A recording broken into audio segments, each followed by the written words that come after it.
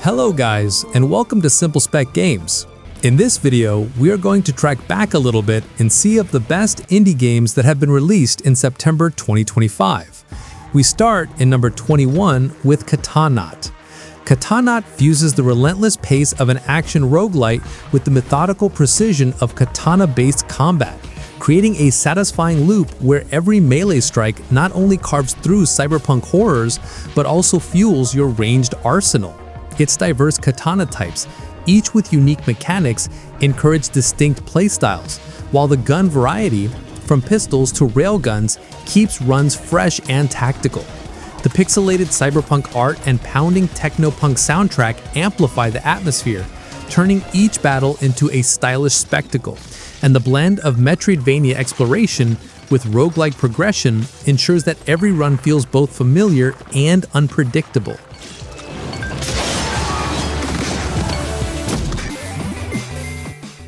And for number 20, we got Petaka. Petaka delivers a vibrant retro sci-fi FPS experience that channels the spirit of classic boomer shooters while adding its own colorful, high-energy twist. You play as Petaka, an amnesiac warrior blasting through multiple universes via warp portals, facing over 20 enemy types from one-eyed aliens to hulking bosses. The arsenal is satisfyingly varied. Power-ups like Time Freeze, Rampage, and God Mode inject dynamic bursts of chaos into battles. Its NES-style pixel art and chiptune soundtrack give every firefight a nostalgic yet fresh atmosphere, while Story Mode and Horde Mode cater to both narrative-driven runs and pure survival challenges.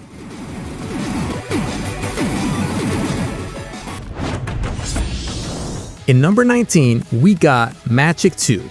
Machick 2 is a magical, chaotic roguelike survivor where you craft absurdly powerful wands, fuse spells into unpredictable combos, and outfit your chicken hero with reality-twisting gear from parallel universes. Each run pits you against swarms of ravenous frogs and colossal bosses, with evolving skills and divine relics from the Clucktheon pushing your destructive potential to ridiculous heights. The game's vibrant 2D art and playful humor keep the action lighthearted even as the battlefield erupts into bullet heaven chaos, and its endless build possibilities make every session feel fresh.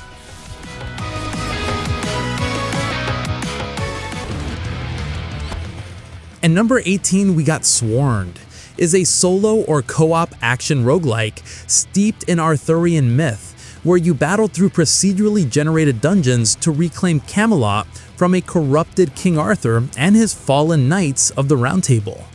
Each run lets you harness over 200 unique blessings from powerful Fey lords, like Titania's Cleansing Flames or Oberon's Wrathful Winds, shaping your combat style in dynamic ways. Between runs, you upgrade gear, unlock new abilities, and recruit soul-forged knights, each with distinct weapons and skills that open fresh playstyles.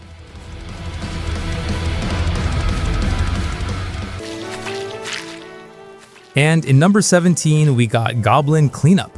Gobline Cleanup flips the dungeon crawler formula on its head, casting you as the unsung goblin custodians tasked with restoring blood-soaked, trap-ridden layers after adventurers have had their fun.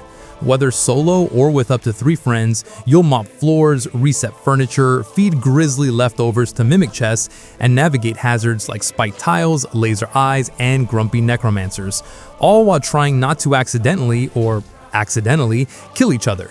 Its mix of methodical tidying and chaotic co-op hijinks turns every level into a slapstick puzzle where teamwork speeds things up but also multiplies the danger, making each cleanup a hilarious.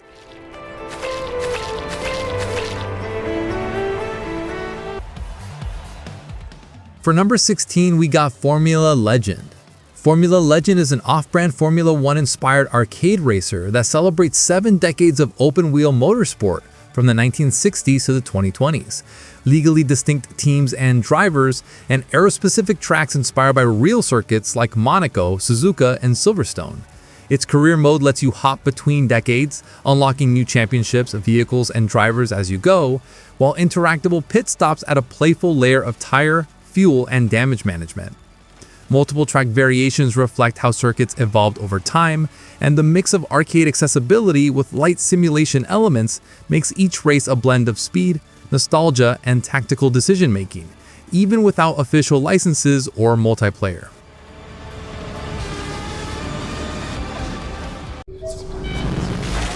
And at number 15, we got Eclipsium. Eclipsium is a surreal, Lovecraftian horror walking sim that trades jump scares for a slow burn sense of dread, pulling you through collapsing worlds in pursuit of a mysterious witch-like figure. You awaken in a deserted hospital, sacrificing pieces of yourself to progress, and wander through haunted forests, crumbling temples, flesh tunnels, and apocalyptic landscapes under skies watched by cosmic horrors. The heavily pixelated, retro-inspired visuals give every scene a dreamlike, claustrophobic texture, while minimal puzzles and light platforming punctuate the journey, solved through environmental cues rather than explicit guidance.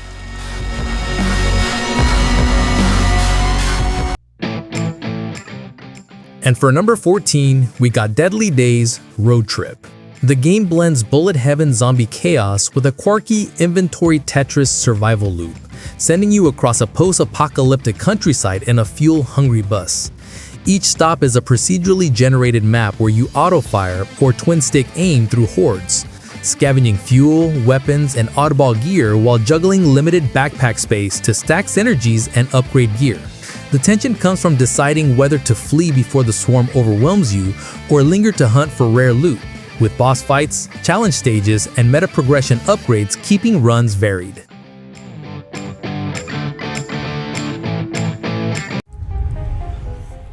At number 13, we got Moros Protocol. Moros Protocol is a sci-fi horror roguelike FPS set aboard the derelict warship the Orpheus, where each death beams your consciousness into a new crewmate's body, reshuffling the ship's layout and forcing you to adapt.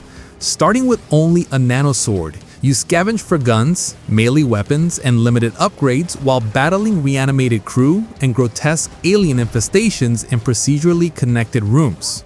The pixel art aesthetic channels classics like System Shock and Doom, while the body-hopping mechanic gives narrative weight to the roguelite loop, tying each run into your investigation of what went catastrophically wrong.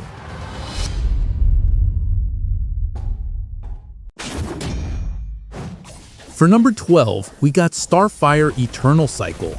It's a side-scrolling action roguelike that channels the spirit of old-school arcade brawlers while layering in modern roguelite progression. Each run sends you through insectoid-infested stages, letting you choose the next room's rewards within the limits of RNG, and swap between light fast strikes or heavy high damage blows depending on your weapon of choice, be it fists, axes, or other unlockables. Simple, responsive controls make it easy to jump in, but mastering enemy patterns and optimizing rare insectoid cores for stat boosts adds depth over time.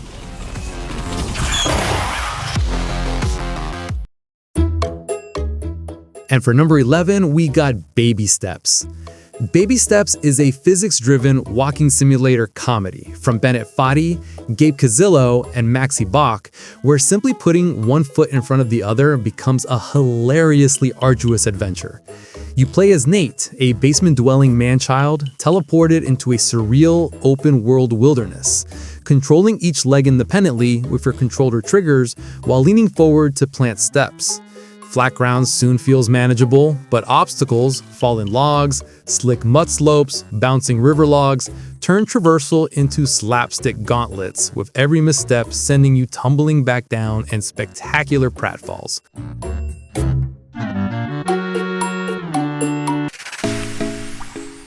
And at number 10, we got Aethermancer.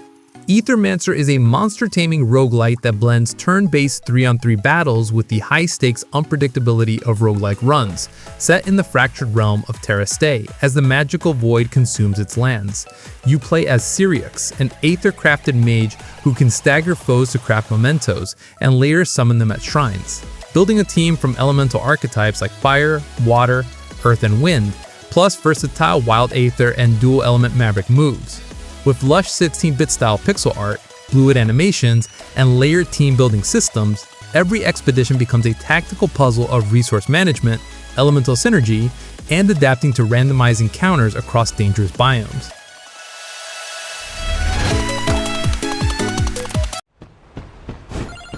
In number 9, we got Megabonk.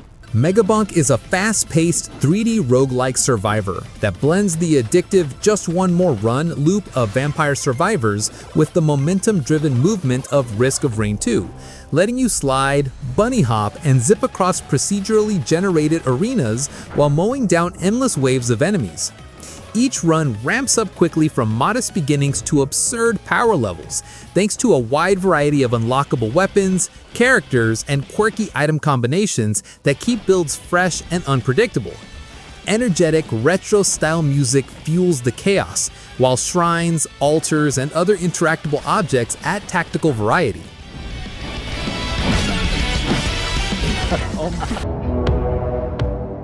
And for number 8, we got No, I'm Not a Human. No, I'm Not Human is a paranoia-driven social deduction horror set in a post-apocalyptic world where a solar flare has made daytime lethally hot, and night brings the arrival of visitors, murderous creatures that perfectly mimic humans. You play as a lone survivor sheltering strangers in your home, forced to decide who to trust by scrutinizing subtle tells like eyes, teeth, nails, and mannerisms. Knowing a wrong choice could doom your group. Random events like FEMA removing guests or the ominous pale man demanding proof you're not alone prevent safe routines and push you into risky decisions.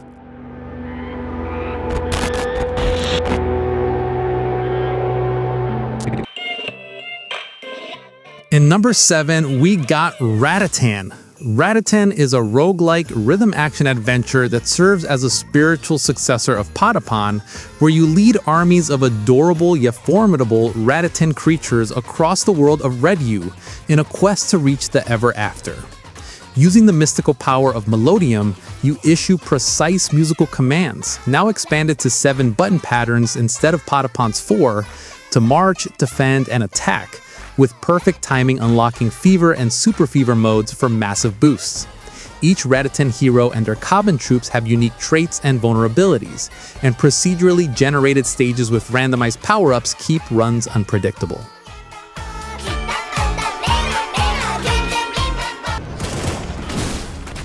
And for number 6, we got Shape of Dreams. It's a fast-paced action roguelite that blends hack-and-slash combat with MOBA-style team play, set in a surreal dream world shaped by those strong enough to command it. You choose from 8 distinct travelers, each with unique combat styles and specialization constellations that let you tailor builds for solo runs or up to 4-player co-op. Runs take you through 8 varied worlds, mixing skill-shot-driven battles with a huge pool of memories, essences, and gear to craft synergistic loadouts. The progression system is deep and rewarding, offering powerful tools early to keep momentum high, while randomized stages and enemy patterns ensure no 2 journeys feel the same.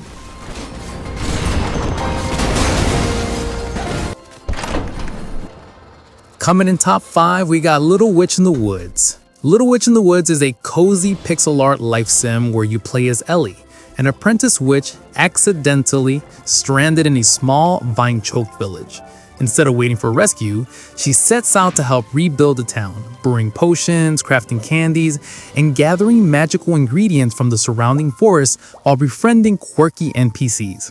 The loop is gentle and low pressure. Explore, collect, create, and deliver what villagers need, gradually restoring homes and clearing the invasive vines. Charming character designs, whimsical dialogue, and a warm, wholesome tone make each day feel like a small adventure.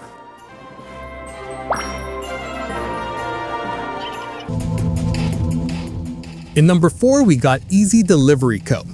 It's a low-poly Animal Crossing meets Silent Hill delivery sim that turns the simple act of dropping off parcels into a strangely eerie, meditative trek through snowy mountain roads. You play as a small cat courier in the pickup truck, navigating fog, sleet, and icy hairpin turns while your cargo slides around in the bed. Beneath its cozy veneer, the game hides survival-tinged mechanics, managing resources, earning just enough for gas, and avoiding freezing to death. Death itself drops you into unsettling concrete maze segments, hinting at a deeper mystery behind the quiet mountain town.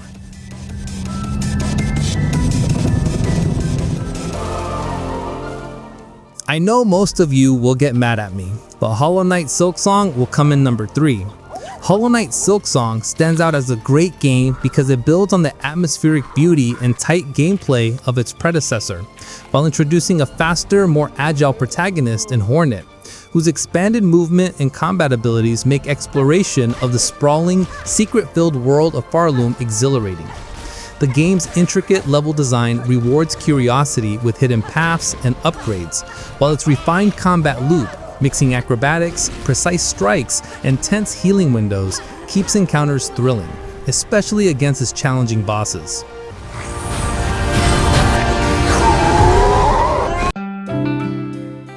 Come to second place is Town to City. The game blends the charm of a cozy builder with the satisfying progression of a city management sim, letting you grow a tranquil 19th century Mediterranean settlement into a thriving urban landscape without the stress of rigid grids or punishing mechanics.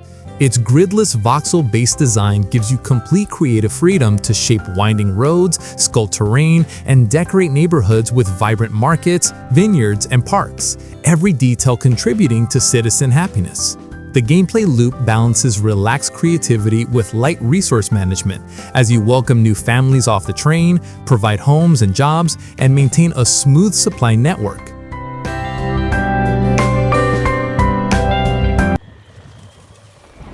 And coming on first place is Hades 2. Hades 2 expands the award-winning roguelite formula with a fresh protagonist, Melino, whose mastery of magic and tactical combat brings a new rhythm to each run.